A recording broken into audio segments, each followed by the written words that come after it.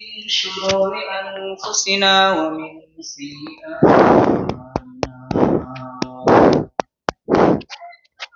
من يهده الله فلا مضل له ومن يضلل فلا هادي له ونشهد أن لا إله إلا الله وحده لا شريك له ونشهد أن سيدنا وسندنا وحبيبنا وطبيب قلوبنا ومولانا محمدا عبده ورسوله أرسله بالحق بشيرا ونذيرا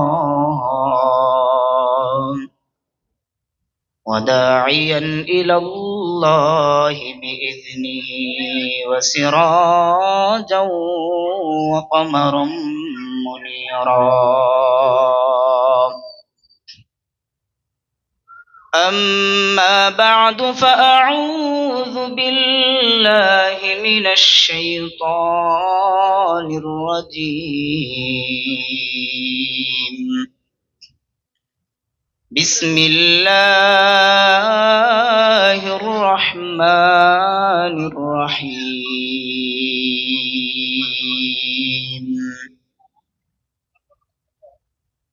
يوم لا ينفع مال ولا بنون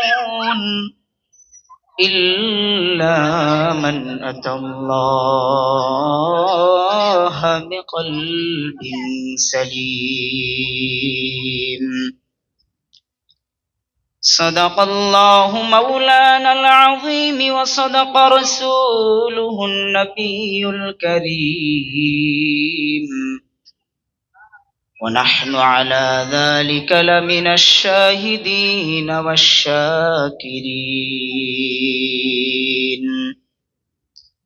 والحمد لله رب العالمين. وقال رسول الله صلى الله عليه وسلم: ألا إن في الجسد مضغة إذا صلحت صلح الجسد كله وإذا فسدت فسد الجسد كله ألا وهي القلب، أو كما قال عليه الصلاة والسلام. আলহামদুলিল্লাহ, মহান আল্লাহ পাকের দরবারে লাখো কোটি শুকর যে মহান রব্বুল আলামিন আপনাদেরকে আমাদেরকে বিভিন্ন গুনাহের কাছ থেকে ফারেক করে আল্লাহ তাআলার একটি পছন্দনীয় দ্বীনি মাজলিস মাহফিলের ময়দান, সেই ময়দানে আল্লাহ তাআলা আপনাদেরকে আমাদেরকে আসার এবং বসার তৌফিক দান করেছেন। এই জন্য সকলেই শুকরিয়া আদায় করি আলহামদুলিল্লাহ। তো আমি কুরআনুল কারীম থেকে যেই আয়াতখানা তেলাওয়াত করেছি, সেই আয়াতে আল্লাহ তাআলা বলেন, ইয়াউমা লা ইয়ানফাউ মালু ওয়ালা বানুন ইল্লা মান আতাল্লাহা বিকলবিন সালিম। আল্লাহ তাআলা বলেন, ওই দিন তোমার ধন সম্পদ কোনো কিছুই কাজে আসবে না। লা ইয়ানফাউ মালু ওয়ালা বানুন, তোমার ধন সম্পদ মাল তোমার কোনো কিছুই কাজে আসবে না। ইল্লা মান আতাল্লাহা বিকলবিন সালিম, একমাত্র পরিষ্কার কলব নিয়ে যদি তুমি মাওলার দরবারে হাজির হইতে পারো, তাহলেই তুমি উপকৃত হতে পারবে। আজকে দুনিয়ার মানুষ নামাজ পড়তে মন চায় না, রোজা রাখতে মন চায় না, হজ করতে মন চাই না, যাকাত দিতে মন চাই না, মাওলার দেয়া আদেশ নিষেধ মানতে মন চাই না, কেমনে মন চাবে রে বাবা? বান্দার কলবটাই নষ্ট হয়ে গেছে। নামাজ পড়তে হলে আগে ইচ্ছা করতে হয় আমি নামাজ পড়তে যাব, আল্লাহর ঘর মসজিদে যাব। রোজা রাখতে হলে ইচ্ছা করতে হয় আগামীকাল আমি রোজা রাখবো। যেই অন্তরের দ্বারা বান্দা ইচ্ছা করে, ওই বান্দার কলবটাই যে নষ্ট হয়ে গেল। কলব পরিষ্কার করার 9টা যন্ত্র রয়েছে রে বাবা, তার মধ্যে একটা যন্ত্র হলো মাওলার জিকির।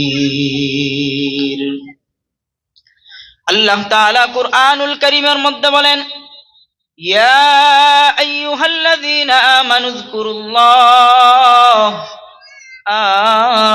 যকুরুল্লাহা যিকরান কাসীরা।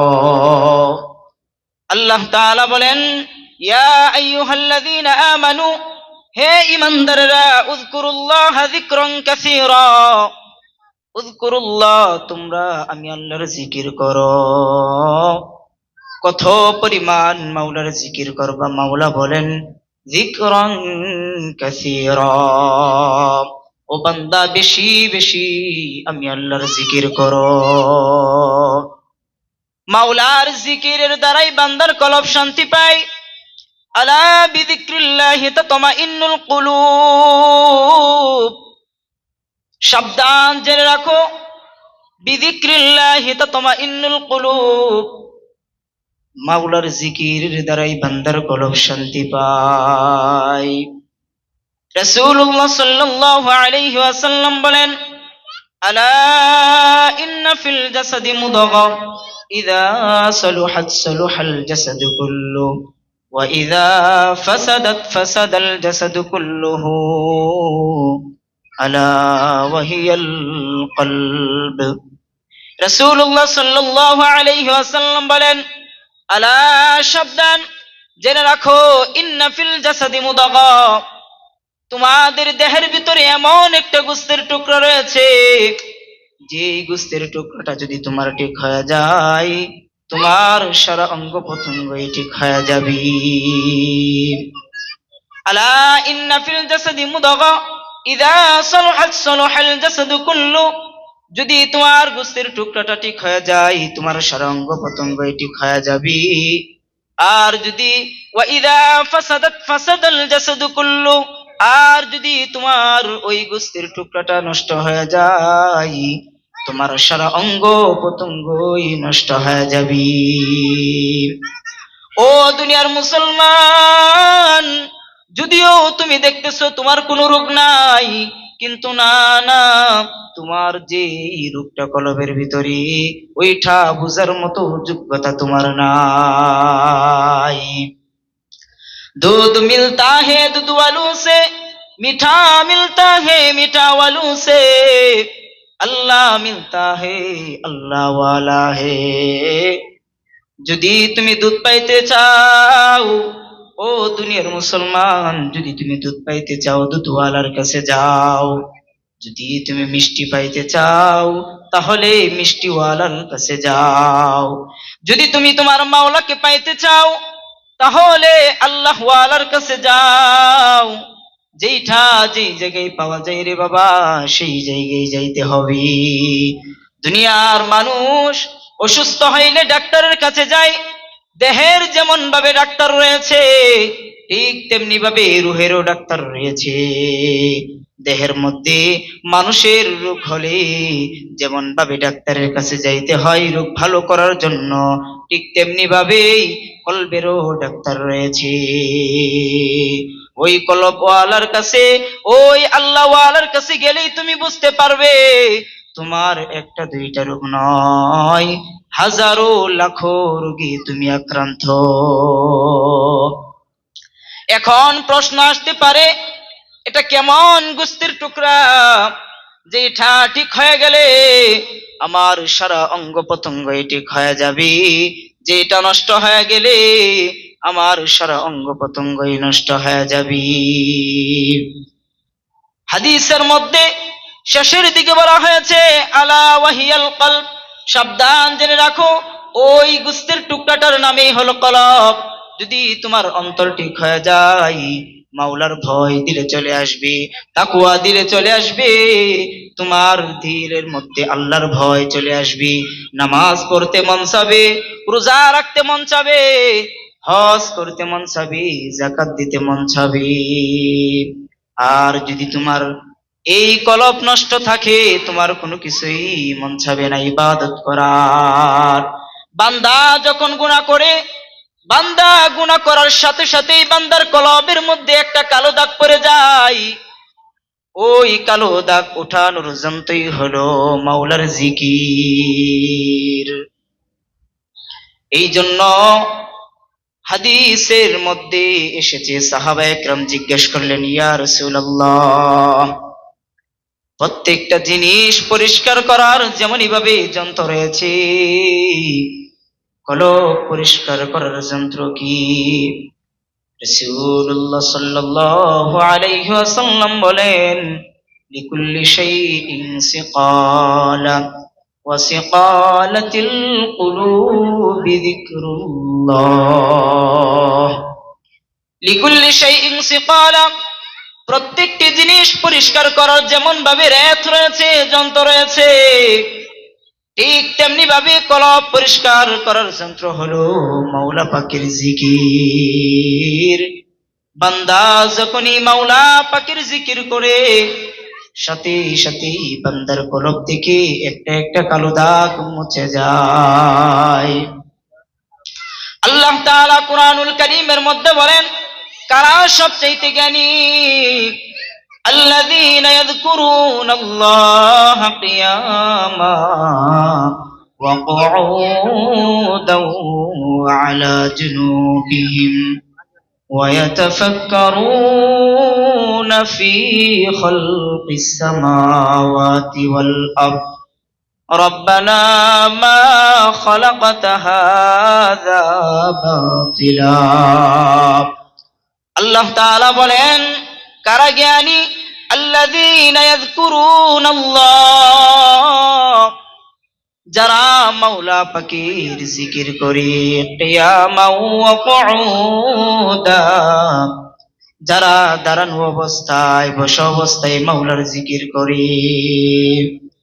আল্লাযীনা ইয়াযকুরুনাল্লাহ কিয়ামান ওয়া কুউদা ওয়া আলা জুনুবিহিম, এবং যারা শুয়া অবস্থায় মাওলা পাকের জিকির করে।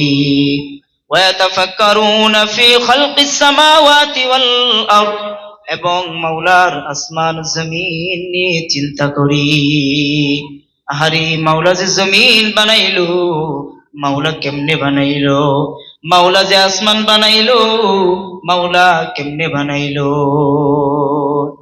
ও দুনিয়ার মুসলমান, দুনিয়ার সব চিন্তা যদি তুমি বাদ দিয়ে শুধু তোমার দেহের ভিতরে মাওলার কত হাজারো লাখো কোটি নিয়ামত লুকিয়ে রয়েছে, ওইগুলা যদি বান্দা তুমি চিন্তা করো, দেখবে মাওলার প্রতি কত মহাব্বত দিলের ভিতরে জাগরণ হয়। আল্লাহ আসমান বানাইছে কত সুন্দর করিয়া। এই জন্য শেরের কিতাবের মধ্যে ফরিদউদ্দিন আতার রহমাতুল্লাহি আলাইহি বলেন, আজ-জমিনে খুশকে রুয়ানত গিয়া, আজ-জমিনে খুশকে রুয়ানত গিয়া, আসে মারা বেসুদারদ নিগাহ। از تنے صابر بکر ماقوت داد، از تنے صابر بکر ماقوت داد، حمز یونس لقمہ باحوت داد۔ আল্লাহ তাআলা, ও দুনিয়ার মুসলমান, তুমি আমি যদি একটা বিল্ডিং বানাইতে চাই, তুমি আমি যদি একতলা বিল্ডিং বানাইতে চাই, কয়টা পিলারের প্রয়োজন হয়? কিন্তু আমার মাওলা কত বড়, আমার মাওলা যত বড়, আমার মাওলার নিয়ামত তত বড়। তুমি আমি একটা বিল্ডিং করতে হলে শত শত পিলারের প্রয়োজন হয়, কিন্তু আমার মাওলা এত বড় দুনিয়া, এত বড় আসমান, আমার মাওলা কোন পিলার ছাড়াই দাঁড়া করায় রাখছি। আজ জমিনে খুশকে রুয়ানত গিয়া আসে মারা বেস তু দারদ নেগা। ও দুনিয়ার মুসলমান, তুমি আমি ফসল ফলাইতে হইলে কত কিছুর প্রয়োজন হয়, কিন্তু রাস্তাঘাটে চাইয়া দেখো না কত সুন্দর করে মাওলা গাছপালা সাজাইছে। ওইগুলা তো কোনো মানুষের যত্ন করতে হয় না, মাওলা কত সুন্দর করে সাজায় রাখছি। এক বেদিন রাসূলুল্লাহ সাল্লাল্লাহু আলাইহি ওয়াসাল্লামের কাছে আসলেন এবং রাসূলুল্লাহ সাল্লাল্লাহু আলাইহি ওয়াসাল্লামকে জিজ্ঞেস করলেন, বললেন, ইয়া রাসূলুল্লাহ, শরীয়তের মধ্যে ইসলামী বিধিবিধানে যত আমল রয়েছে আমি আমার সাধ্য অনুযায়ী আমল করার চেষ্টা করি, কিন্তু এমন একটা আমল আমাকে দিয়ে দেন যে আমলটা আমি সর্বদাই করতে পারি।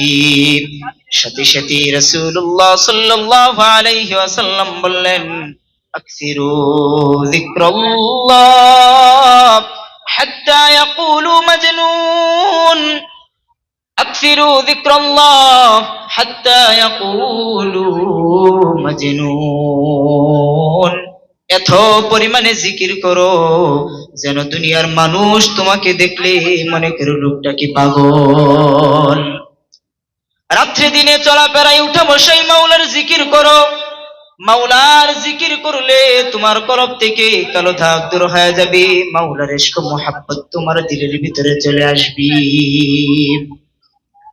এই জন্য বাবারে, যাই কিছু হইতে চাও, যাই কিছুই পাইতে চাও, তুমি যত বড়ই মুফতি হও না কেন, তুমি যত বড়ই মুহাদ্দিস হও না কেন, দুনিয়ার মানুষ তোমাকে যাই বলে ডাকুক না কেন, যদি তুমি তোমার মাওলাকে না পাও, যদি তুমি তোমার মাওলারে না পাইয়া কবরে যাও, যদি তুমি তোমার মাওলারে না পাইয়া কবরে যাও, ও বান্দারি, কবরের মধ্যে আযাব থেকে তুই বাঁচতে পারবি না।